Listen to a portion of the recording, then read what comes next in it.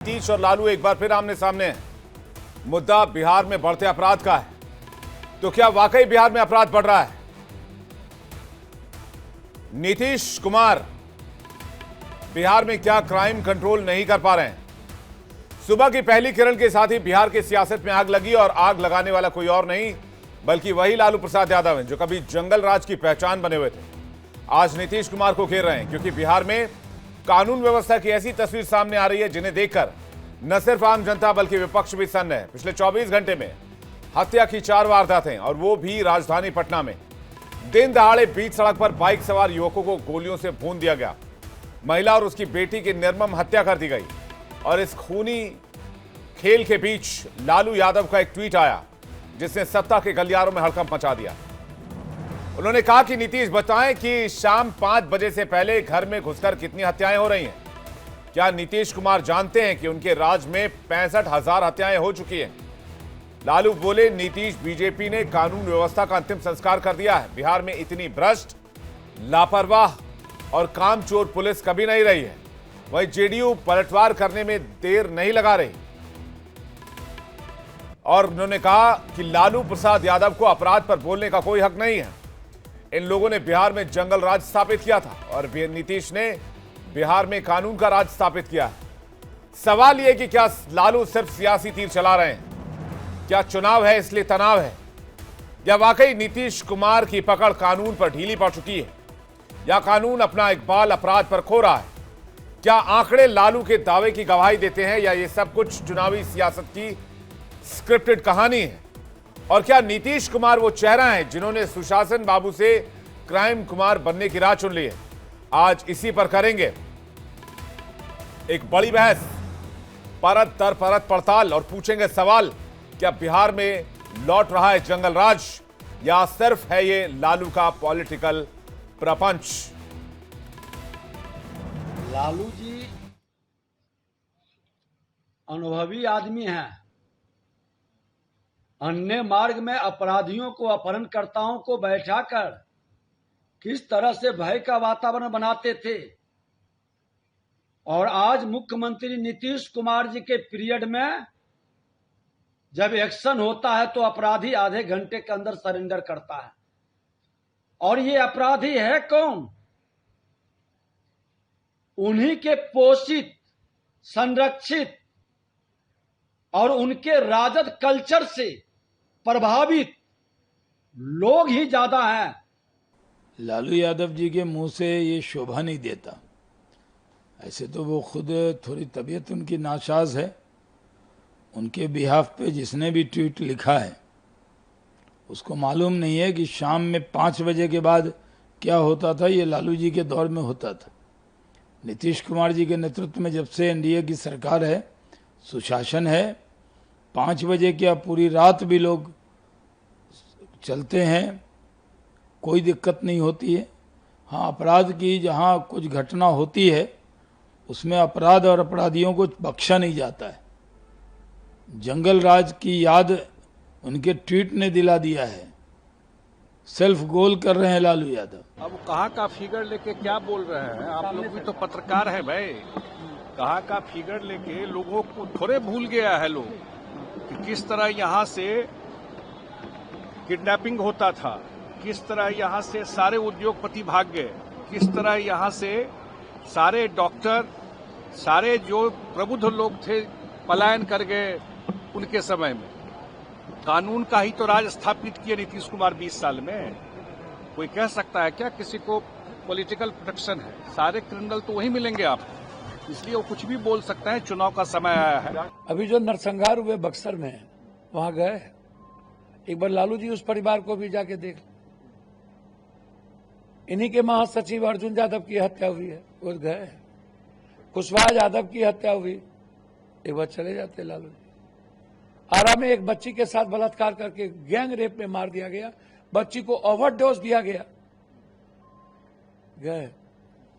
लालू जी ने सही सवाल किया, लेकिन मैं लालू जी से जरूर आग्रह करूंगा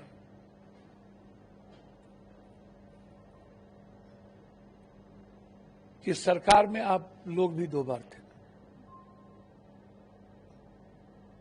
फिर ये कौन बिहार को बचाएगा। तो सवाल ये, क्या ये आंकड़े लालू के दावे की गवाही देते हैं? क्या ये सिर्फ लालू का पॉलिटिकल प्रपंच है या नीतीश कुमार की पकड़ कानून पर वाकई ढीली पड़ चुकी है?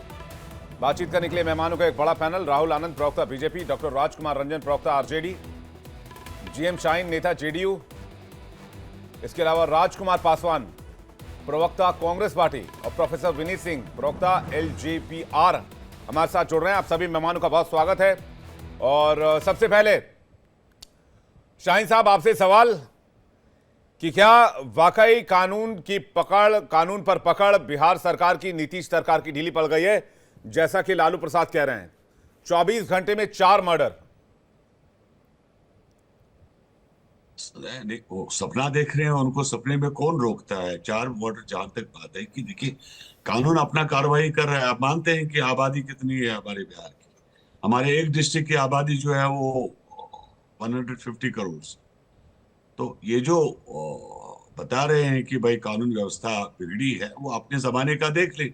उनके जमाने में क्या चल रहा था कि जैसे भी आपके पैनल पे शाहनवाज जी भी बता रहे थे, संजय झा जी भी बता रहे थे, रात के 9 बजे के बाद तो एक वो चंबल घाटी का खौफ था पूरे बिहार के अंदर।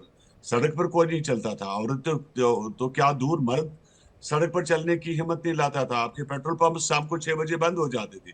कितने पेट्रोल पंप उसको लूटा गया उस जमाने में। ये जो कम से कम उनको चाहे कि वो अपने दामन पे नजर दे। रही बात हमारी सरकार की, जहां तक हमारी सरकार सेंटर में भी और स्टेट में भी, जहां तक हमारी सरकार का सवाल है, और हम उन लोगों को किसी को बख्शा नहीं जाएगा। जिसने भी कोई गलत हरकत की है वो सड़ेगा जेल के अंदर, उसको छोड़ा नहीं जाएगा। और ये तो हमने कभी समझौता किया नहीं है कानून व्यवस्था के साथ। ठीक है, जहां पर ये लोग जो हरकतें कर रहे हैं उस हरकतों को, और गुंडे हैं कौन? वो गुंडे हैं इन लोगों के पार्टी के। उनको छूट मिली है बिकॉज उनको सपोर्ट है आरजेडी का और इनके लीडरों का, इनके नेताओं का। उन्हीं को पकड़ पकड़ के हम लोग जेलों में भर रहे हैं। पिछले 6 सालों से तो यही काम चल रहा है। कितने लीडर इनके जेलों में बंद पड़े हैं जिनके करप्शन केसेस है, जिनके मर्डर केसेस है, जिन्होंने लोगों की हत्या की है।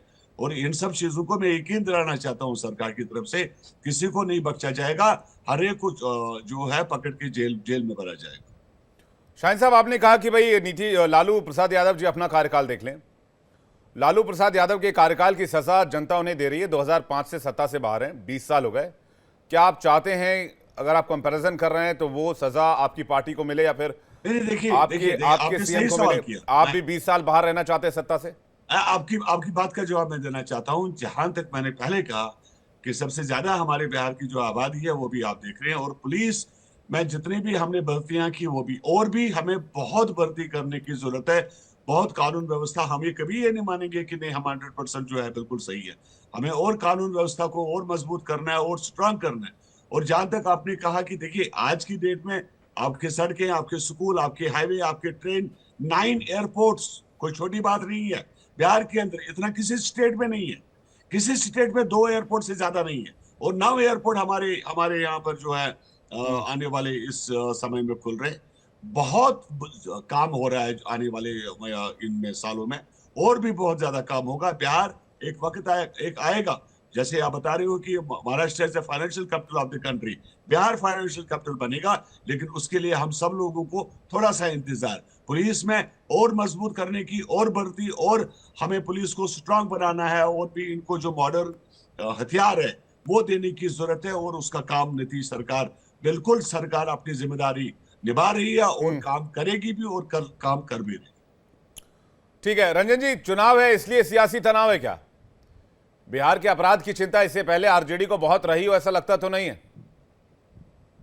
बहुत है।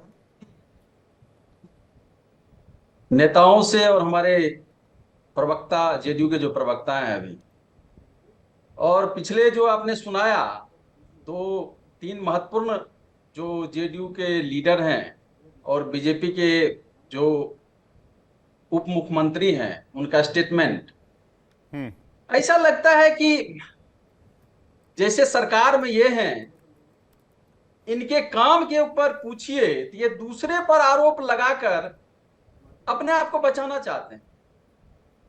20 साल से आप सरकार में हैं, सत्ता में है, शासन व्यवस्था आपके हाथ में है, और अभी तक आप अपनी शासन व्यवस्था की बात नहीं करके लौट जाते हैं 20 साल पहले की बात। अरे अभी क्या हो रहा है, इस पर बात होनी चाहिए। एट प्रेजेंट आप देखिए, प्रभात खबर की जो सूचना है, पटना में 4 महीने में 116 व्यक्ति से अधिक मर्डर हो चुके हैं पटना में, जबकि 7 आईपीएस है, 22 एसीपी डीसीपी है, डीएसपी हैं। हर थाने के ऊपर एक डीसीपी लगे हुए हैं। हैरानी होती है, पटना जैसे जिले में 116 मर्डर, 48 लूट, 36 बलात्कार और 10 डकैती की घटनाएं हो रही हैं। जरा सोचिए कि ये रिपोर्ट क्या कह रही है। जब पटना की स्थिति है, जहां बिहार की राजधानी है, तो दूसरे अन्य जिलों में जहां पुलिस व्यवस्था है, दूर दूर के गांव के दूर दराज में सब डिवीजन स्तर पर थाना की व्यवस्था है, वहां क्या हो रहा होगा। सवाल है कि बिहार में लगातार जो घटनाएं घट रही है, ऐसा लगता है कि जैसे सरकार और माफियाओं का, अपराधियों का एक सामंजस्य स्थापित हो गया है। सरकार की पकड़ नहीं है। ऐसा लगता है कि शासन व्यवस्थाएं मुख्यमंत्री के आवास और कार्यालय से नहीं होकर कहीं और से हो रहा है। रंजन भाई, आपके आरोप और एनसीआरबी के आंकड़े मेल नहीं खाते हैं। जेडीयू ने एक हफ्ते पहले दावा किया, एनसीआरबी 2022-23 का आंकड़ा ये कहता है एनसीआरबी की रिपोर्ट बिहार में प्रति लाख पर अपराध दर 277.1 है, जबकि राष्ट्रीय औसत 422.2 है, जो कि राष्ट्रीय औसत से काफी कम है। 16 ऐसे राज्य हैं जो अपराध के मामले में बिहार से ऊपर हैं। उसके लिए आरजेडी कुछ नहीं बोलती है। आरजेडी को सिर्फ बिहार दिखता है, क्योंकि बिहार में आरजेडी की सियासत चलती है। रंजन जी, एनसीआरबी की रिपोर्ट विवेक जी मेरे पास भी है। एनसीआरबी की रिपोर्ट में 60,000 हत्याएं हो चुकी है 20 सालों में, 25,000 बलात्कार हुए हैं, 1 लाख किडनैपिंग की घटनाएं हैं और 3 लाख चोरियां हो चुकी हैं। हैरानी होती है कि ये इस तरह के आरोप लगे हुए हैं सरकार पर, और सरकार अपनी बात नहीं करती है। जो घटनाएं अभी घट रही है, और बिहार के मंत्री जाते हैं मुजफ्फरपुर, बलात्कार, जिन बच्चियों का बलात्कार हुआ उसके पिताजी से पूछते तुम अपने बेटे का क्रिया खाओ। हैरानी होती है कि इतना संवेदनहीन सरकार कैसे हो सकती है। शासन व्यवस्था और सरकार की जो अपराधी से ऐसा लगता है कि जो सामंजस्य स्थापित है, उन दोनों में जनता और सरकार के बीच इतनी दूरियां बढ़ गई है कि जनता त्रस्त है अपराधियों। ठीक है, राहुल आनंद जी के पास आ रहे हैं। राहुल आनंद जी, क्या कानून का इकबाल खत्म हो रहा है बिहार में अपराधियों के ऊपर से? कानून का खौफ, डर? विवेक जी, चर्चा की शुरुआत करने से पहले आपको कुछ जानकारी देना चाहेंगे, जो साझा करना चाहेंगे। देखिए, एक बहुत पुरानी कहावत है, नजरें बदलो तो नजारे बदल जाते हैं। देखिए, 2005 से नीतीश कुमार जी के नेतृत्व में जब से एनडीए की सरकार आई है, तब से कानून व्यवस्था निश्चित रूप से मजबूत हुई है। और जो ये एनसीआरबी के जो डाटा के जो बातें ये कर रहे हैं, खास करके अगर हम अपने विषय पे बात करें, तो ये जानना बहुत अहम हो जाता है कि एनसीआरबी के डाटा 2004 से 19 तक में अगर हत्याओं के बारे में अगर हम बात करें तो 21% की कमी आई है। और इसके अलावा अगर हम बात करें अपहरण जैसे गंभीर अपराधों पे, तो उसमें 82% की कमी आई है।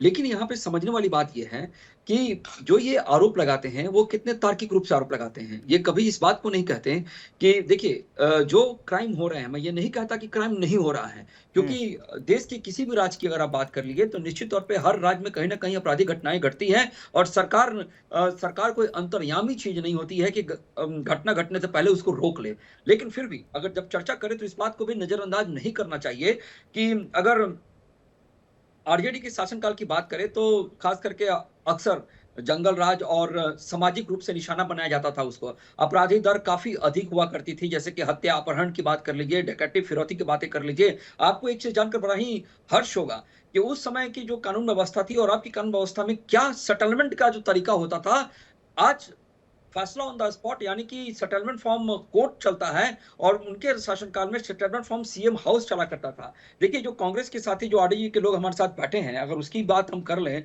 तो आज राहुल गांधी जी भी बिहार की धरती पे आ रहे हैं, घूम रहे हैं, जा रहे हैं, हर जगह अपने प्रचारों को कर खैर अंतर्राष्ट्रीय स्तर पर देखा जाए तो देश का मान हमेशा वो घटाते रहते हैं, इस बात को कहकर कि आप भारत में कहीं भी स्वतंत्रता के साथ आप नहीं घूम सकते हैं, लेकिन बिहार में वो घूम कर जाते हैं। लेकिन यही अगर जंगल राज का समय होता, यानी कि राबड़े जी का शासनकाल होता, तो उनकी भी अपहरण हो गई होती और उनको सेटलमेंट करने के लिए सोनिया गांधी जी को फोन करके चुनाना पड़ता।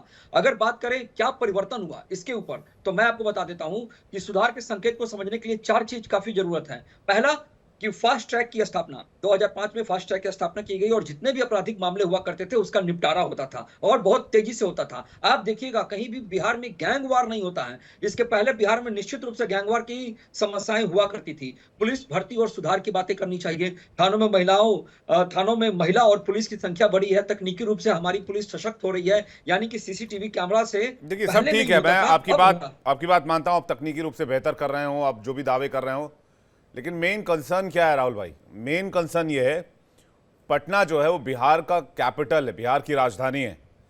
पिछले 4 महीने में पटना में 115 से ज्यादा मर्डर हुआ। सोमवार को मां बेटी की हत्या की गई, रविवार को रामकृष्ण नगर में एक व्यक्ति को गोली मार दी गई। ठीक इसी एक दिन पहले इसी इलाके में एक खटाल संचालक का मर्डर कर दिया गया।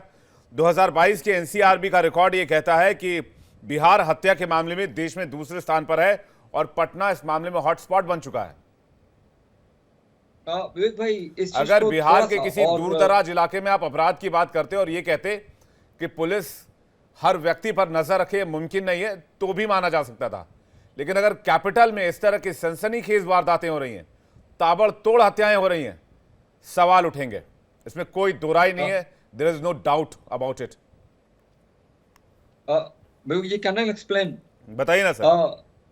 विवेक जी, देखिए इसमें एक चीज और समझना होगा कि जो भी यहाँ पे जो घटनाएं घट रही है वो आपसी विवाद में सबसे ज्यादा घटनाएं उत्पन्न हो रही है। जैसे कि आपने जो पटना सिटी का जो नाम लिया, जो माँ बेटी की जो हत्या हो गई, वो पड़ोसी के द्वारा रची गई हत्या थी, लेकिन जिसका पुलिस ने खंडन कर दिया। आपको एक चीज और मैं बता दूं कि अभी कल यहाँ के डीजीपी जो मुख्यालय है, उन्होंने एक प्रेस कॉन्फ्रेंस किया है। उस प्रेस कॉन्फ्रेंस में कर कुछ चीजें हैं जो बिहार के अंदर बदलाव की गई है। क्या क्या है, मैं आपको 3 पॉइंट में बताता हूँ। पहला ये है कि जो आर्म्स लाइसेंस दिए जा रहे हैं, उस आर्म्स लाइसेंस को रिन्यू करने की आवश्यकता पड़ेगी और जिन लोगों की उम्र ज्यादा हो चुकी है और वो हथियार उठाने में सक्षम नहीं है, उनके लाइसेंस को कैंसिल किया जाएगा। साथ ही दूसरा स्टेप उठाया गया है कि जो धरले से जो गाड़ियों के जो रैंडम चेकअप हो रहे हैं, उसमें बहुत सारे अपराध पर नियंत्रण करने में सहायता प्रदान हो रही है। तीसरी एक सबसे बड़ी बात, जो गोलियां जो देने की बातें चलती थी लाइसेंस के ऊपर, उसमें सुधार किया गया है। यानी कि पहले आप एक बार अगर हथियार का बंदूक की गोली खरीदने जाते थे तो आपको 50 से 200 तक मिलते थे, लेकिन अब लिमिट कर दिया गया है। लिमिट क्या हो गया है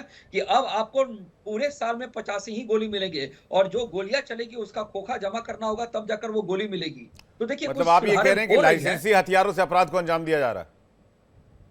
नहीं होती है, ये नहीं कहेंगे। इसके पीछे का तर्क क्या है आपको मैं एक्सप्लेन करता हूँ। देखिए, पहले क्या होता था कि आपको जब आपके लाइसेंस के ऊपर जो गोलियां मिलती थी और जो कट्टे में नहीं, आप ये कह रहे हैं अपराधी जो है वो लाइसेंसी हथियार से गोली मार रहे हैं? नहीं, मेरे कहने का तात्पर्य आप समझिए, जो लाइसेंस निर्गत किया गया है उस पे अनलिमिटेड गोली लेने की पहले वकालत की गई थी। यानी कि एक बार में मतलब लोग लाइसेंस पे हथियार लेते हैं, उसके बाद अपराध करते हैं, मर्डर को अंजाम देते जो हैं। ब्लैक मार्केटिंग, नहीं, जो गोली का जो ब्लैक मार्केटिंग होता था ना, उस पर रोक लगा दिया गया है। ये कल डीजीपी ने प्रेस कॉन्फ्रेंस करके इस चीज को क्लियर किया है। मैं पता नहीं आपका ये तर्क मैं कैसे हजम करूं, लेकिन अपराध के कंट्रोल से लाइसेंसी हथियारों का क्या लेना देना? जल्दी से प्लीज आप इसको कंप्लीट कीजिए, फिर मैं जा रहा हूं। कांग्रेस के प्रवक्ता और एलजीपीआर के प्रवक्ता काफी देर से वेट कर रहे हैं। कभी क्या होता था कि आर्म्स लाइसेंस को दिखाकर जो गोलियां थी उनको ब्लैक मार्केटिंग किया जाता था, और खास करके जो ब्लैक मार्केटिंग करते थे वो कम उम्र के जो लड़के हैं, यानी कि 15 से 16 साल के जो बच्चे हैं, जो आपराधिक घटनाओं को अंजाम दे रहे हैं। राजकुमार पासवान जी, क्या आपको समझ आ रहा है? मुझे तो राहुल आनंद जी जो बता रहे हैं वो मेरे गले से नहीं उतर रहा, आपको क्या लग रहा है? देखिए, इस सरकार की यही स्थिति है, वस्तु स्थिति यही है कि बेशर्म सरकार है और अपनी झूठी डाटा पेश करते हैं ये, और झूठी डेटा लेकर के बैठे होते हैं। सच्चाई तो ये है कि हाथी के दांत दिखाने के कुछ और खाने के कुछ और होते हैं, खाने कुछ और दिखाने के कुछ और होते हैं। आपको बता दूं कि ये हमारे बीजेपी के जो प्रवक्ता साहब बैठे हुए हैं, अभी राहुल गांधी जी के किडनैपिंग की बात करा। इनको नहीं पता है कि अमित शाह जी जब तरीपार हो गए थे तो किस तरह की क्या हुई थी। अब बिहार की घटना में इतना अपराध चरम सीमा पे है और ये सरकार अपराधियों को संरक्षण देने में लगी हुई है। आपको बता दूं कि ये कह करके ये लोग हाथ धो लेते हैं कि उनकी आपसी रंजिश थी, उनका पड़ोसी से झगड़ा था। अरे भैया, आप लॉ एंड ऑर्डर आपका बिल्कुल फेल है बिहार में। आप जंगल राज की दुहाई देते हैं। क्या अभी बिहार में कांग्रेस पार्टी की सरकार है, हमारा मुख्यमंत्री है, हमारे गृह मंत्री है? आपकी बेशर्मी का हद पार कर दिया है आपने, और आप दो मत लगाने में रहते हैं इंडिया गठबंधन पे, कांग्रेस पे, अपनी जिम्मेवारी से पीछे भागने में लगे हुए रहते हैं। अब ये बीजेपी एनडीए की सरकार, नीतीश की सरकार बिल्कुल फेल है, चाहे वो लॉ एंड ऑर्डर हो, चाहे फास्ट ट्रैक कोर्ट की बात हो, चाहे और भी नेपाल के रास्ते वो आता है। आपको बता दूं कि ये लोग अजीत को संरक्षण दे रहे हैं बहुत राजनेताओं के साथ। आपकी आवाज पासवान साहब, आपकी आवाज रुक रुक कर आ रही है। विनीत जी के पास जा रहा हूं मैं, आपके पास दोबारा लौटूंगा। एक बार आपका जो है वो नेटवर्क एक बार कनेक्शन चेक करा लूं। विनीत जी, क्यों बार बार बिहार के अपराध को लेकर सवाल उठ रहे हैं, लॉ एंड ऑर्डर को लेकर सवाल उठ रहे हैं? अगर बिहार में सब कुछ ठीक है तो पटना में ताबड़तोड़ वारदातों की वजह क्या है? विवेक भाई, आप सभी को नमस्कार, गुड इवनिंग। देखिए, मैं ये कभी नहीं कहूंगा कि राजद के समय में अपराध बढ़ा था, हमारे समय में अपराध कम है, क्योंकि अपराध होता है और जनता परेशान है। हालांकि सरकार भी बहुत गंभीर है, इस पे हमारे नेता चिराग पासवान ने भी बात यही है और चिट्ठी भी लिखी है माननीय मुख्यमंत्री जी को, और सरकार बिल्कुल कटिबद्ध है इस पे नकेल कसने के लिए। कुछ चूक हो रही है जो कि मुझे लगता है कि आने वाले समय में उसको पूरा कर लिया जाएगा। लेकिन हास्यास्पद ये लगता है विवेक भाई, जब राजद जो कि अराजकता, गुंडा क्या प्राय मानी जाती थी पार्टी और आज भी है, वो ये सब बात कहे तो अगर आप सार्थक विपक्ष में रहना चाहते हैं और बिहार की जनता के हित में काम करना चाहते हैं तो आप उसका कुछ समाधान लेके आएंगे। टीका टिप्पणी, आरोप लगाना ठीक है, विपक्ष का काम है, लेकिन अगर लोकतंत्र में विपक्ष साथ बैठे सत्ता पक्ष के साथ कुछ सुझाव दे तो वो भी होता है स्वागत योग्य होता है। क्योंकि क्या होता है विवेक भाई की जब ऐसी पार्टियां जिनके अगर देख लीजिए कि अगर विधायकों की बात करूं तो 56 से 60% विधायक जो हैं वो बिल्कुल गंभीर मामलों में नामजद है। तो अगर ये बात कहते हैं तो मुझे लगता है कि फिर वही बात निकल के आती है कि छलनी कह रहा है सूप को जिसमें खुद 76 छेद है। पूरा परिवार बेल पे बाहर है, किसी न किसी मामले में सब लोग जेल काट के आ चुके हैं या जाने की तैयारी में। तो ये चीजें हास्यास्पद लगती है। मैं फिर से कहूंगा कि बिहार में कानून का राज लाने में सरकार जो है प्रतिबद्ध है। कुछ कमियां हैं जिसको कि हम पूरा करेंगे, और उसमें से एक कमी ये होगी कि हमें कहीं ना कहीं थोड़ा सा इनकाउंटर करना जरूरी होगा, क्योंकि अपराधियों को डर होगा तभी अपराधी अपराध करने से बाज आएंगे।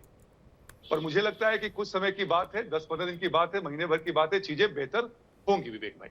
नहीं, लेकिन ये कहना कि भाई अगर ये लालू जी के एजेंट्स हैं या फिर आरजेडी के एजेंट्स हैं, आरजेडी के पैदा किए हुए लोग हैं, फिर तो पुलिस को सारी चौकियों को बंद कर देना चाहिए और पुलिस डिपार्टमेंट को भी बिहार सरकार को बंद कर देना चाहिए। जब ये कहकर पल्ला झाड़ने की कोशिश की जाए, ये उनके लोग हैं, हम उनको कंट्रोल करने की अभी तक कोशिश कर रहे हैं, और 20 साल के बाद अगर ये दलील दी जा रही है तो ये गले से नहीं उतरता। विनीत भाई। विवेक भाई, मैंने कहा ना कि ये औचित्यपूर्ण तर्क नहीं है। अगर हमारे पास पुलिस है, होम मिनिस्ट्री है, तो ये हमारे अधिकार क्षेत्र में आता है। लेकिन मैंने जैसा कहा कि बिहार कहीं ना कहीं थोड़ा सा कहीं चूक रहा है। अगर मैं थोड़ा सा तुलना करूं यूपी के मामले में, तो यूपी एक बड़ा स्टेट है, लेकिन वहां पे कुछ क्रिमिनल्स के इनकाउंटर हुए हैं, कुछ क्रिमिनल्स छोड़ के चले गए हैं, तड़ीपार कर दिए गए। उनको डर है कि अगर हम क्राइम करेंगे तो या तो मार दिए जाएंगे या पकड़े जाएंगे। बिहार में थोड़ी सी वो कमी रहेगी, ये अपराधियों को डर नहीं रह रहा है, और ये जब तक डर नहीं आएगा पुलिस का तब तक ये अपराध करना बंद नहीं करेंगे। मैं वही बात कर रहा हूं कि 80 से 90% हमने कंट्रोल कर लिया है। जो छोटी मोटी चीजें हैं तो कहते हैं ना कि टाइंग द नॉट, वो उसको हम लोग फिनिशिंग करेंगे, जो कि बहुत जल्दी कर लिया जाएगा। ठीक है, मैं रंजन जी के पास जा रहा हूं। राजकुमार रंजन जी, बीजेपी और एनडीए की पार्टियां कह रही हैं लालू प्रसाद यादव को कि 100 चूहे खाकर बिल्ली चली हज को। जिनके कार्यकाल खुद दागदार रहे हैं वो सुशासन का आईना दिखा रहे हैं। विवेक जी, फिर एक बार मैं ये बातें कहना चाहूंगा कि बीजेपी और विनीत भाई जिन बातों का उल्लेख कर रहे हैं, बीजेपी के प्रवक्ता ने तो हद कर दी। उन्होंने कहा कि लाइसेंस इस तरह से बांटा जाता है उस पर नियंत्रण किया जा रहा है। तो भाई जो क्राइम हो रहा है उस पर तो बात करेंगे आप। जो गोलियां किसी के पास आ रहा है, कहां से आ रहा है, उसके सोर्स क्या है, क्या उस पर रोक लगाने के लिए कोई कानून नाम की, व्यवस्था नाम की कोई चीज है कि नहीं? जो अपराधी है वह, उसको खौफ ही नहीं है शासन व्यवस्था की, उसको कोई डर भय नहीं है, उस पर कोई कार्रवाई नहीं की जाती है। और विनीत भाई कह रहे हैं कि कुछ कमियां रह गई। कब तक कमियां होगी? 20 साल हो गए, 20 साल से शासन व्यवस्था में है। सेंट्रल के शासन व्यवस्था में रहकर आप चाहेंगे कि बिहार के शासन व्यवस्था में सुधार हो और वो पत्र लिखने से समाधान हो जाए, वह नहीं होगा। इसके लिए कड़ा कार्रवाई करनी चाहिए। आपको सरकार से पूछना चाहिए क्यों नहीं हो रही है। आए दिन लगातार जो घटनाएं घट रही है, सरकार हमेशा बचती है कि 20 साल पहले की सरकार थी, 20 साल से पहले क्या होता था। अरे भाई 20 साल की तो बात करें, 2 दशक हो गया आपको शासन व्यवस्था में रहते हुए। इन 2 दशकों की बात होनी चाहिए। 20 साल पहले क्या हुआ, बहुत सारी बातें ऐसे रूमर द्वारा उड़ा दिया जाता है, बोला जाता है, गलत चीजों को पेश कर दिया जाता है बदनाम करने के लिए। लेकिन अभी तो सामने जो घटना घट रही है उस पर बात करने से क्यों बचते हैं हमारे बीजेपी और जेडीयू के प्रवक्ता? सरकार से सवाल यह है कि जो बार बार कहते हैं रात के अंधेरे से पहले, शाम के समय, दोपहर के समय पटना के आलमगंज थाने के क्षेत्र में महिला और उसकी बेटी की हत्या कर दी जाती है। पटना के धनरुआ थाना क्षेत्र के अंतर्गत जमीन विवाद में इंस्पेक्टर मनोज सिंह और उसके परिवार को गोली मार दी जाती है। आप देखिए लगातार इस तरह की घटनाएं हो रही है। मेरा कहना यह है कि ऐसा लगता है कि जो अपराधी है वह एक माफिया का रूप ले लिया है। और ये 2 माफिया काम कर रही है बिहार में, बालू माफिया और शराब माफिया। कह रहे हैं सब लोग आप ही के पोषित किए हुए हैं कि जैसे लगता है सरकार से मिली भगत है। अरे कह रहे हैं ये सब आप ही लोगों के एजेंट्स हैं, आप ही के द्वारा पोषित और जो संप्रेषित लोग हैं, जो आपने ही इनको तैयार किया हुआ है। जी, सवाल उठता है कि शासन व्यवस्था में आप हैं, सरकार आप चला रहे हैं, उस पर कानूनी कार्रवाई कीजिए ना। कौन मना कर रहा है आपको? क्या कानून से बड़ा कोई अपराधी हो गया है, किसी पार्टी का सदस्य हो गया है? ये झूठी बातें अब नहीं चलेगी। अब सीधे उस बात पर आना होगा कि इस तरह की घटनाएं हो रही है, इसका मतलब है कि शासन व्यवस्था की पकड़ अपराधियों के उस घटनाओं में ऐसा लगता है कि शाम के समय कहीं न कहीं मिलीभगत हो जाती है और घटनाएं जी, आप ये कह रहे हैं कि आरजेडी के नाम के आड़ में छुपने की कोशिश की जा रही है, अपराध कंट्रोल हो नहीं रहा है। आरजेडी का नाम लगा दो, कह दो आरजेडी के गुंडे हैं, उनके पाले पोसे हुए हैं, उन पर किसी का लगाम नहीं है। शाहीन साहब क्या कहेंगे इस पे? आरजेडी के पीछे छिपने की कवायद है अगर कानून कंट्रोल नहीं हो रहा है तो। शाहीन साहब चाहता हूं, महीने में 2 दफा जेल के चक्कर कौन लगा रहा है? महीने में, हर महीने में जेल के चक्कर कौन लगा रहा है? पूछ लीजिए ना आरजेडी के साथी से। आरजेडी का चीफ जा रहा है ना हर महीने जेल। तो हर महीने जो कानून उनको बार बार बुला रहा है, जो कानून की मार उनके दहाड़ पड़ रही है, वो इसीलिए पड़ रही है कि जो उनके पुराने कर्म थे, पुराने कर्म अच्छे होते तो आज मामला अच्छा होता। अभी भी वक्त है कि ये लोग सुधर जाए। बिहार की जनता का रिप्रेजेंटेटिव बनना है तो सुधरने का काम करे ये लोग। और इसमें कोई गलत है क्या? अभी जो पीछे पकड़े गए तो कौन लोग थे? वो आरजेडी के लीडर नहीं थे? जैसे ये भी बता रहे थे, आरजेडी के प्रवक्ता बता रहे हैं कि उनको जेल डाले, तो थोड़ी उनको फूलों की माला जेल ही तो उनके लिए है। उनके लिए तो जेल का काम कर रहे हैं ना हम लोग, लेकिन नए नए लोगों को भी तैयार कर रहे हैं। अब जब नए लोगों को तैयार कर रहे हैं तो अभी जो साथी जो इनके हैं, जो जेलों में जिनको भेजा, तो वो भी तो काम कर रहे हैं हम लोग। और जैसे मैंने आपको पहले स्टार्टिंग में प्रोग्राम में बताया, किसी एक को भी नहीं बख्शा जाएगा। कानून की जो तलवार है वो सबों के ऊपर गिरेगी। जो गलत काम करेगा उसको छोड़ेंगे नहीं। अभी आने वाले 10 दिन के अंदर, 15 दिन के अंदर आपके सामने ये खबर आ जाएगी कि जो लोग पकड़े गए वो लोग कौन थे। और किसी की हिम्मत आज की डेट में कि आप हथियार उठाए निहत्थे लोगों के ऊपर, जब तक कि आपको पॉलिटिकली समर्थन ना हो। हिम्मत है किसी की? एक आम आदमी क्या वो ताकत लाता है क्या? बिल्कुल नहीं लाता है। जब आप लोगों का समर्थन है, जब आप लोग अपना अपना सपोर्ट दे रहे हैं उनके, तभी तो वो लोग हथियार पकड़ रहे हैं। थोड़ा सा वक्त दे दीजिए, आने वाले 10-15 दिनों में जो बड़ी बड़ी बातें कर रहे हैं ये लोग। राहुल जी कहाँ है? जेल में। अमेरिका गांधी कहाँ है? जेल की चक्कर खा रही है। अरे आरजेडी चीफ कहाँ है? जेल जा रहे, जेल से आ रहे। ये लोग हमें कहानी सुनाएंगे, हमें ये स्टोरी बताएंगे, हमें बताएंगे कि कानून व्यवस्था कैसे चलानी। मतलब कम से कम आप दूसरों के ऊपर उंगली उठाने से पहले अपने दामन ठीक है, में तो पासवान जी देखिए। आपसे कुछ कहना पूछना चाह रहे हैं। राजकुमार पासवान जुड़ गए। देखिए मैं साफ करना चाहता हूँ ये सब बातें। और क्या जी पासवान जी बोलिए। शाहीन साहब आ रहा हूं थोड़ा सा। जी शाहीन साहब की बात मैंने सुना और भी बीजेपी प्रवक्ताओं की बात सुना मैं। ये लोग बेशर्मी की हद पार कर चुके हैं। बिहार में क्राइम चरम सीमा पे है और लगातार ये लोग इंडिया गठबंधन और लालू प्रसाद यादव पे दोमत लगाने में लगे हुए हैं। कि मैं पूछना चाहता हूं इनसे, क्या अभी सरकार इंडिया गठबंधन के बिहार में, क्या अभी गृह मंत्री इंडिया गठबंधन के लोग हैं या लालू प्रसाद यादव के पार्टी से हैं या लालू प्रसाद यादव जी मुख्यमंत्री हैं? ये लोग बेशर्म इतने हो चुके हैं कि अपने सरकार की जिम्मेवारी नहीं लेंगे और दूसरे के माथे पे ये कंधे पे रख करके बंदूक चलाना चाहते हैं। आज थानाओं की ये हालत हो गई है कि वो पैसा वसूलने में लगे हुए हैं, पैसा वसूल करके सरकार के टेबल पे भेजने में लगे हुए हैं। सीओ हो, बीडीओ हो, थानेदार हो, जमीन भू माफिया हो। आपको बता दूं, दलित बेटियों की हत्याएं हो रही है, दलित बेटाओं की हत्याएं हो रही है, उस पे इन लोग एकदम सरकार नम्न है, चुप है और इतने बेशर्म हो गए। थानेदार लोग थाना में एफआईआर दर्ज नहीं की जा रही है। ये लोग फास्ट ट्रैक की बात कर रहे थे बैठ करके राष्ट्रीय चैनल पे। इनको तो बेशर्म होना चाहिए, बेशर्मी से डूब के मर जाना चाहिए। बिहार में इतनी क्राइम है और ये लोग बात करते हैं, इनके पास क्या डेटा है? जेडीयू के साथी बोल रहे हैं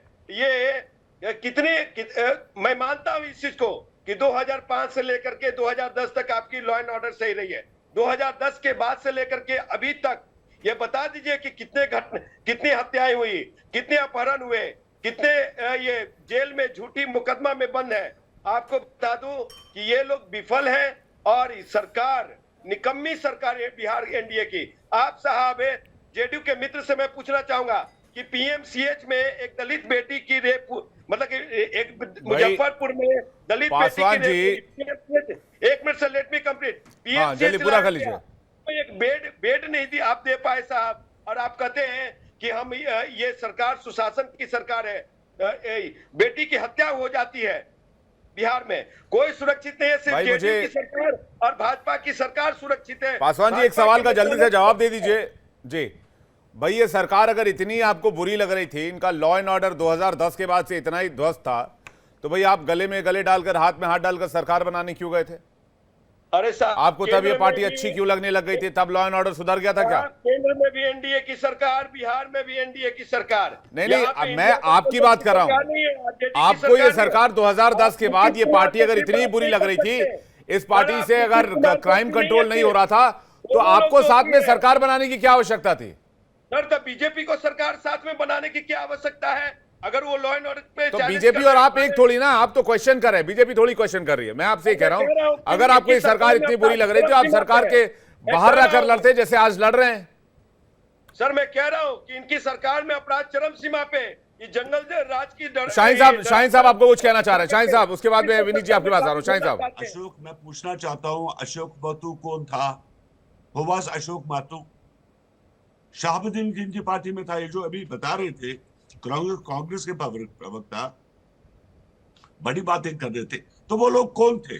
उनके आप लोग हमारे ऊपर ये जो आप आलोचना कर रहे हो ना, हमारे सर के ऊपर डाल रहे हो कि वो करप्शन है, ऐसा है। पेट्रोल पंप लूट रहे हैं क्या हम लोग? नौकरी घोटाला कर रहे हैं हम लोगों ने जमीन के बदले नौकरी देने का काम शुरू कर दिया क्या? दामन पे नजर डालिए, टेलीविजन चैनल पे बड़ी बड़ी बातें करिए। पूछिए साहब, आप इनसे क्या सवाल पूछिए। जी पासवान जी कुछ कह रहे हैं। पासवान जी जल्दी से। बीमार मुख्यमंत्री हैं, बीमार मुख्यमंत्री बिहार को नहीं चाहिए, एक स्वस्थ मुख्यमंत्री चाहिए बिहार को, जो बिहार को विकास के रास्ते लॉ एंड ऑर्डर सही दे, फास्ट ट्रैक के तहत लोगों को न्याय दिलवा सके, दलित हत्या रोक सके, क्या कहते हैं, बेटियों की इज्जत आबरू सुरक्षित रह सके। बीमार मुख्यमंत्री नहीं चाहिए बिहार को। लेकिन अगर आप ये दावा कर रहे हैं कि भाई एक ऐसा मुख्यमंत्री चाहिए जो क्राइम को कंट्रोल कर पाए, कर्नाटक में क्राइम तो बहुत हद तक कंट्रोल नहीं हो पा रहा। महिलाओं के खिलाफ अपराध कर्नाटक में भी काफी हैं, काफी केसेस दर्ज हो रहे हैं। अपराध के मामले में दूसरे नंबर पे भी कर्नाटका नहीं है साहब। अपराध के मामले पे दूसरे नंबर पे नहीं है कर्नाटका, बिहार है। नहीं, बिहार हत्या सरकार है। मर्डर के मामले में, ओवरऑल क्राइम के मामले में कितनी पार्टियां 16वें नंबर पर है एनसीआरबी के डेटा के मुताबिक। विनीत जी आपको कुछ कहना चाह रहे हैं? विनीत जी, जनशक्ति पार्टी का विनीत जी। विवेक भाई इनको चुप कराइए। देखिए, मैं बोलना नहीं चाहता था क्योंकि मैंने पहले ही अपने शुरुआती उद्बोधन में कहा था कि क्राइम कुछ भी हो, किसी का बड़ा छोटा नहीं होता है। लेकिन जब लालू जी का जंगल राज स्टार्ट हुआ था तो कांग्रेस समर्थन दे रही थी। उस समय तो कांग्रेस कुछ नहीं पूछ रही थी। पीएमसीएच के बच्ची के बारे में बात हुई है। क्या राहुल गांधी जी जब बिहार आए हैं तो क्या उनके परिवार से मिलने गए? जो भी लोग दोषी थे उस घटना में उनकी बर्खास्तगी हुई है। हमारे नेता ने भरसक प्रयास किया, चिट्ठी लिखा और हमारी टीम गई थी उनको हर संभव मदद देने के लिए। तो जब ये सिलेक्टिव नैरेटिव बात करते हैं विवेक भाई ने, तब परेशानी होती है। जब बीबीसी लालू यादव के राज्य को कहता है सीवेज ऑफ इंडिया, 18,000 मर्डर होता है और 32,000 किडनैपिंग होती है, ये बात मैं आंकड़ा बोलना नहीं चाहता था, लेकिन ये जबरदस्ती उंगली करते हैं। और ऐसे ऐसे राजद कांग्रेसी पे अकबर इलाहाबादी कहते हैं कि कौम के गम में डिनर करते हैं हुक्काम के साथ, रंज लीडर को बहुत है पर आराम के साथ। कहने का मतलब है जब जब चुनाव आएगा, जब जब इनका वेस्टेड इंटरेस्ट आता है विवेक भाई ना, तब तब ये सिगुफा छोड़ेंगे। मैं ये कभी नहीं देखा है मैंने कि एक सार्थक विपक्ष की भूमिका में तेजस्वी यादव हो या कांग्रेस से कोई नेता हो कि आके कहें कि हम सरकार के साथ बैठना चाहते हैं कि कैसे क्राइम को कंट्रोल किया जाए। और क्या ये गलत है कि राजद हो, राजद जैसी पार्टियां जो अपने क्रिमिनल, ये जरा बताएंगे राजबल्लभ यादव कौन है, संदेश का अरुण यादव कौन है, क्या उनसे चंदा लेके पार्टी नहीं चलाती हैं? तो जब अपने पे आए तो दूसरे के गिरोह पे झांकते हैं पर अपने आप बात नहीं करें कि हमने क्या किया है, तब ये कहना पड़ता है। मैंने पहले भी कहा विवेक भाई की कमियां हैं, इसको सरकार पूरी करेगी और सरकार इस मामले को गंभीरता से ले रही है।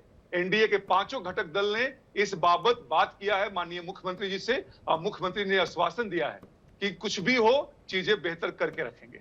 नहीं, लेकिन क्या पुलिस की डिपार्टमेंट में ओवरहॉलिंग की जरूरत आपको नहीं लगती है? बात सिर्फ अपराध की नहीं है। मैंने जब गूगल पे सर्च किया, बिहार में पुलिस पर हमला, हफ्ते भर के अंदर दर्जनों खबरें आ गई। पटना और गोपालगंज में पुलिस पर जानलेवा हमला, शराब तस्करों ने घेरकर लाठी डंडे से कूट डाला। मधेपुरा में अतिक्रमण हटाने पहुंची टीम पर हमला, ईंट पत्थर से हमला कर दिया जिसमें एक पुलिसकर्मी घायल हो गया। अपराधियों को अगर बिहार में पुलिस पर हमला, दरोगा का कॉलर पकड़ा, 12 लोगों पर एफआईआर। बेतिया में अतिक्रमण हटाने गई पुलिस पर हमला, 4 महिला पुलिसकर्मी घायल। औरंगाबाद में खूंखार नक्सली गिरफ्तार, मधुबनी में छापेमारी करने गई पुलिस टीम पर हमला। नवादा में पुलिस पर हमला, एसआई समेत 10 पुलिसकर्मी घायल, जमादार को लाठी डंडे से पीटा। दरभंगा में हथियार सप्लायर की गिरफ्तारी करने गई पुलिस पर हमला, दरोगा को पीटा, हथियार छीनने की कोशिश की गई। ये 1 महीने, 1 हफ्ते, 2 हफ्ते, 3 हफ्ते के रेंज की खबरें विनीत भाई। नहीं, विवेक भाई आपने बिल्कुल सही कहा और ये बिल्कुल दुरुस्त डेटा है, लेकिन साथ में कुछ आपको ये भी मेंशन करना चाहिए था कि पुलिस ने कुछ एनकाउंटर भी किए हैं और बड़े बड़े क्रिमिनल्स को पकड़ा भी है। जैसा मैंने कहा कि सरकार के मातहत ही पुलिस काम करेगी। सरकार इस मामले में थोड़ी सी गंभीर हो जाएगी कि ऐसे ऐसे क्रिमिनल्स को नहीं छोड़ा जाएगा, या तो उनको जेल भेजिए त्वरित रूप से, नहीं तो इनकाउंटर कल्चर का कुछ ना कुछ आपको स्टार्ट यहाँ करना पड़ेगा। तब क्रिमिनल्स में डर बैठेगा, तब क्राइम कम होगा। ठीक है, मैं जल्दी से रंजन जी कुछ कहना चाह रहे हैं, उसके बाद मैं राहुल आनंद जी आपके पास आ रहा हूं। रंजन जी क्या कहेंगे? विनीत जी जिन सवालों को उठा रहे हैं, मुजफ्फरपुर में एक दलित जो बच्ची थी उसका बलात्कार हो जाता है और इनके लीडर जो है बिहार जाते हैं और वहां नहीं पहुंच पाते, मुजफ्फरपुर नहीं जाते हैं मिलने, और इनके जुड़े हुए सरकार जो है, सरकार के मंत्री वहां जाते हैं और उनके बेटे की क्रिया खिलाते हैं। तो तुम सही बोलो, इतनी संवेदनहीनता कहां से आ जाती है? ये कब तक ये सब बातें बोलेंगे कि 20 साल पहले क्या था और हम सुधार कर रहे हैं? अरे भाई, आप शासन व्यवस्था में है, सरकार आपकी है। सवाल उठता है कि आम जनता किससे बात करे, किससे पूछे? जब मुख्यमंत्री, हमारे माननीय मुख्यमंत्री जी का जो स्वास्थ्य की समस्या है, मैं बोलना नहीं चाहता था, लगातार इस तरह की घटनाएं घट रही है।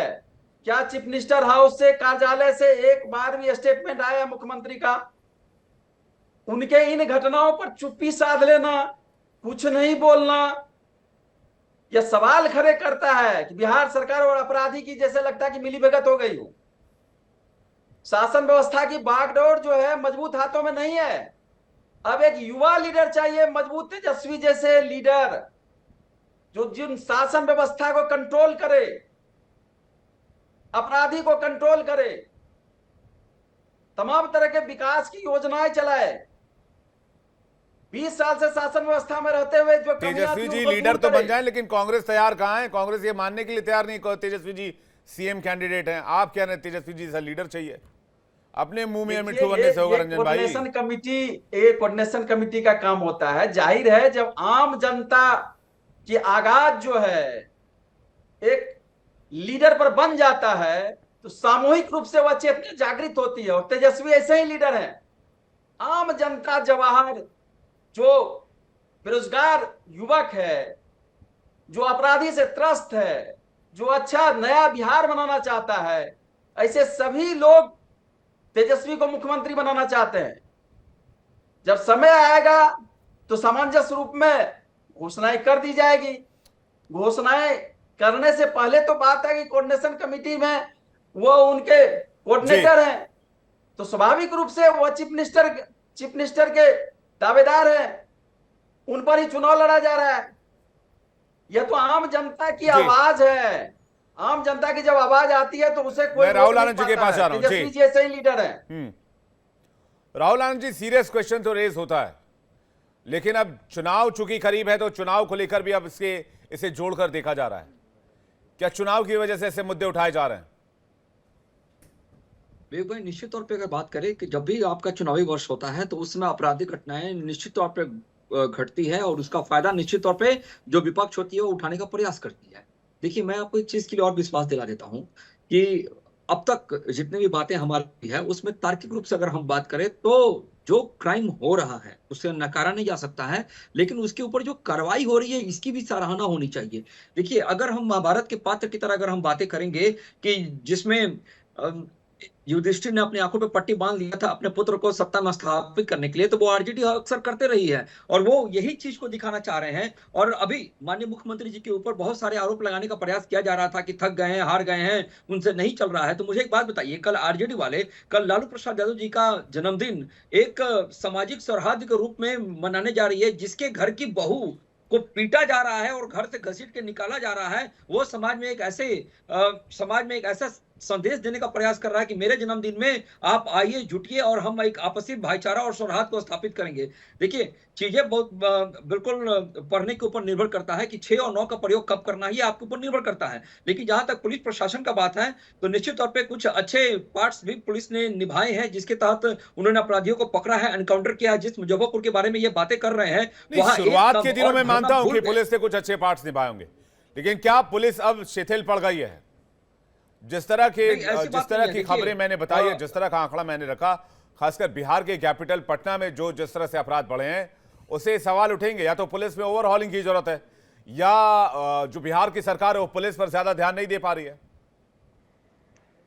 नहीं भाई, बिहार की सरकार पुलिस पर निश्चित रूप से कंट्रोल कर रखी है। अगर वो नहीं होता तो जिस तरह से ताबड़तोड़ जो फैसले लिए जा रहे हैं और जो चीजें दिखाई जा रही है, जहां आपराधिक घटनाएं घट रही हैं, वो जो पकड़े जा रहे हैं, सलाखों के पीछे भेजे जा रहे हैं, तो इसका मतलब पुलिस एक्टिव रोल में है। ये मजबूर नहीं, मजबूत सरकार है। लेकिन यहाँ समझना यह है कि अभी थोड़ी देर पहले मुजफ्फरपुर के दम के बारे में बातें कर रहे थे। जिस लड़की के साथ बलात्कार की घटना घटी थी वो काफी आपत्तिजनक घटना थी, लेकिन उन्होंने इस चीज को नहीं बताया कि विद इन 4 आवर्स जब उसके घर पे बुलडोजर एक्शन शुरू हुआ, उस अपराधी ने सरेंडर कर दिया अपने आप को। तो इस तरह की भी चीजें हैं हमारे समाज में, जो अच्छे मैसेज पुलिस प्रशासन को लेकर दिखाई जा सकती है। लेकिन फिर भी जहां तक घटना है, जहां तक जो घटना घट रही है, उस घटने पे लगाम लगाने का काम निश्चित तौर पे पुलिस प्रशासन कर रही है बिहार की, और आपको आने वाले समय में और पारदर्शिता के साथ देखने को मिलेगा इन सब चीजों को। यहाँ विवेक भाई एक बात और मैं बोलूंगा कि यहाँ पर पुलिस का जो सेटलमेंट है वो फैसला ऑन द स्पॉट है या कोर्ट से है। लेकिन आरजेडी के शासक काल में ये सेटलमेंट सीएम हाउस से हुआ करता था। ये भी एक समझने वाली बातें हैं। और जो लोग इस बातों को कह रहे हैं तो ये बिल्कुल ऊंट और सियार वाली बातें हो गई कि सियार की शक्ल को देखकर ऊंट कहता है कि तुम बहुत गृह खूबसूरत हो। मंत्रालय वो तो नीतीश कुमार जी के पास ही है, तो ये तो अभी भी परोक्ष रूप से जी, कहा जा बिल्कुल। सकता है कि चीजों को कंट्रोल सीएम हाउस से ही किया जा रहा होगा।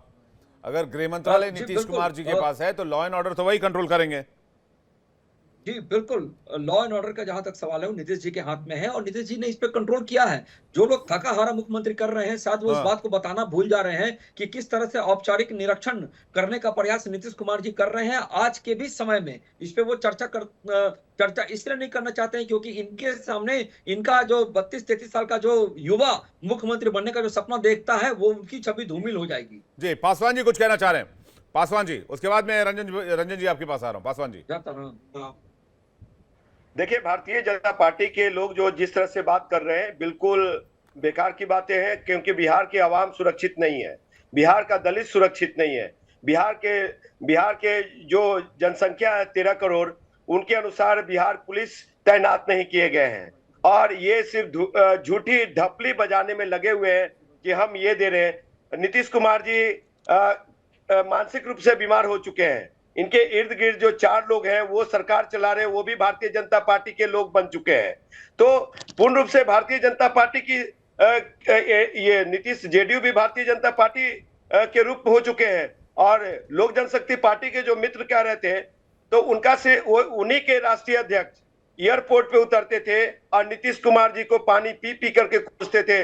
जंगल राज 2 हो चुका है, यहाँ क्राइम का ग्राफ बढ़ चुका है, ये हो चुका है। आज मुंह पे टेप चिपका रखे हैं ये लोक जनशक्ति पार्टी आर के चिराग भाई। तो ये हालात है और आपको बता दूं कि जितने भी दलित हत्याएं हुई उस पे कोई भी संज्ञान नहीं लिया जाता है। थानेदार इतने बेशर्म हो चुके हैं बिहार का, मैं ऐसे बोल रहा हूं, राष्ट्रीय चैनल पे इस तरह से बोल रहा हूं, थानेदार इतने बेशर्म हो चुके हैं कि लोग का एफआईआर नहीं लेते हैं और मतलब इतने बदतमीजी से ट्रीट करते हैं कि कुछ करने लायक नहीं। तो सरकार की सहज है, यानी कि सैया भाइयों कोतवाल तो फिर डर काहे का। तो ये हालात है साहब। तो तांडव नंगा नाच खेल रहे हैं सरकार और पुलिस प्रशासन ये लोग। पासवान जी, पप्पू यादव कह रहे थे कि लालू यादव को कांग्रेस को ये बताना चाहिए कि वो 2 बार सरकार में रहे, तो फिर 2 बार सरकार में रहकर उन लोगों ने क्या किया, क्या रिफॉर्म लेकर आए, क्या मूलचूल परिवर्तन किया। वो सवाल लालू प्रसाद यादव से भी पूछ रहे हैं, महागठबंधन से भी पूछ रहे हैं। साहब, पप्पू यादव जी क्या करे क्या नहीं कहे उस पे नहीं, लेकिन जब सरकार रही है तो ये अभी का ग्राफ और उस समय का ग्राफ का कंपैरिजन कर लीजिए और आपको साफ दिख जाएगा कि क्या घटनाएं रही हैं। और ये लोग जिस तरह से असम में बेटियों को नग्न घुमाया, गुजरात में दलित के बेटा के सर पे पेशाब किया, उस समय पप्पू यादव जी कहाँ रहते हैं, वो उस पे भी बोले। उस पे भी उत्तर प्रदेश में एक दलित बेटी को भट्टी में झोंक करके जिंदा जला दिया जाता है, उस पे भी बोले। और बिहार के औरंगाबाद में दलित की बेटी के साथ रेप करके हत्या कर दिया गया, उस पे चुप क्यों थी ये सरकार। तो मैं ये पप्पू यादव मेरा फोकस नहीं है, मेरा फोकस है सरकार। और सरकार ये निकम्मी सरकार हो चुकी है, बेशर्म सरकार, क्रिमिनल के संरक्षण देने वाली सरकार बन चुकी है ये। ठीक है, मैं विनीत जी के पास जा रहा हूं। विनीत जी, जब आप एनडीए की सरकार बिहार में नहीं थी तब आप लोग महागठबंधन की सरकार को कोसते थे, जिसमें नीतीश कुमार भी थे, लोकसभा चुनाव से ठीक पहले का वक्त। और अब जब आप गठबंधन में हैं तो आप नीतीश कुमार जी को डिफेंड कर रहे हैं। नहीं विवेक भाई, देखो बात बड़ा सीधा सा है कि जब हम विपक्ष में थे और नीतीश कुमार जी महागठबंधन में थे तो उनके साथ जो लोग थे, जैसा मैंने कहा है कि राजद जो है वो अराजकता के गुंडों की पर्याय मानी जाती और उस समय स्थिति और खराब हुआ करती थी। आज चीजें बेहतर हुई हैं, लेकिन मैं फिर से दोहराऊंगा कि 100% कंट्रोल में नहीं चीजें हैं। तो जब हमारी बात सुनी जाती है, एनडीए एक ऐसा मंच देता है, माननीय मुख्यमंत्री जी हमारी बात सुनते हैं और उस बात पे क्रियान्वयन करने की बात करते हैं, तब हमें बोलने की जरूरत नहीं है। लेकिन ये बार बार जब दलितों की बात निकल के आती है, विवेक भाई ने फिर से कहेंगे कि राजनीति नहीं करनी चाहिए। लेकिन मुझे फिर याद आता है कि तंदूर कांड किसने किया था, मिर्चपुर गौहाना पंजाब में किसने करवाया था, कितने कितने लोग थे। ये सब जो चीजें जो कांग्रेस के सरकार में, फिर राजद के सरकार में शिल्पी गौतम कांड याद आने लगता है। फिर आने लगता है कि मृत्युंजय यादव कौन थे जो चंपा विश्वास के साथ जो 3 साल बलात्कार करते थे। तो ये मंच वो नहीं है ये सब चीज बताने का। मैंने कहा कि विपक्ष अगर सार्थक है हमारे साथ बैठिए, बैठ के इसकी समाधान निकलते ताकि बिहार के जनता में हित होगा। इस पर राजनीति मत किया कीजिए। जी, मैं इस पर जल्दी से रंजन जी का रिएक्शन चाहूंगा, चूंकि समय सीमित है। रंजन जी। विवेक जी, बार बार जो ये बातें कही जाती है, नीतीश जी के पास हम लोग नहीं गए थे, नीतीश जी स्वयं आए थे, रोते हुए आए थे कि हमारी पार्टी को तोड़ रहा है, बचा लीजिए। और जब भी हमारे स्टेट, हमारी जनता को हमारी जरूरत महसूस होती है, ऐसा लगता है कि सामाजिक संरचना, सामाजिक न्याय के लड़ाई को आगे बढ़ाना, इसलिए हम उनका साथ दे देते हैं। और आप कह रहे थे कि तेजस्वी ने उसके समय क्या किया? जब तेजस्वी जी उप मुख्यमंत्री थे, लॉ एंड ऑर्डर की ये स्थिति थी क्या? तेजस्वी जी ने 5 लाख नई नौकरी दी, शिक्षक को राजकर्मी का दर्जा दिया, स्वास्थ्य सेवाएं में बेहतर व्यवस्था की, 600 दवाइयां फ्री किया, एमओयू पर 50,000 करोड़ का साइन करवाया। फिर भी आप कहते हैं कि तेजस्वी जी ने क्या किया? अरे तेजस्वी जी जब उप मुख्यमंत्री थे, उस समय की जो शासन व्यवस्था थी उसको भी याद कर लेना चाहिए। ऐसी लापरवाही जो शासन व्यवस्था अभी हो रही है, ऐसा लगता है कि जनता और सरकार के बीच की कड़ी टूट गई है। जनता त्राहिमाम है। जनता अपने समस्याओं को किससे सुनाए? कोई सुनने वाला नहीं है।